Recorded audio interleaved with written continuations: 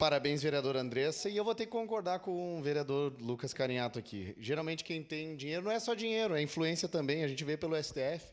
Se o cara não gostou de uma investigação, Bortola, ele manda trazer o celular até ele e acabou ali a investigação. Ele manda, não interessa se é a primeira instância, não é?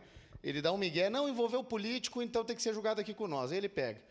E o segundo ponto que eu concordo com o Lucas, que quem tem dinheiro se beneficia, com o vereador Lucas.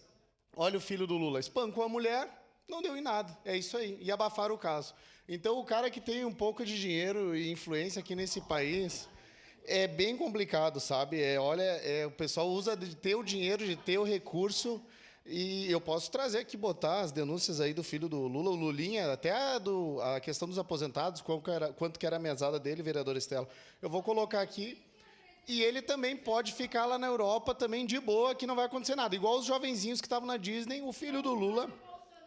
Aí, se tiver algum crime, que ele pague, que apodreça na cadeia. Então, é isso aí. A gente vai sempre estar lutando contra esses desdobramentos que não é correto, que não é justo.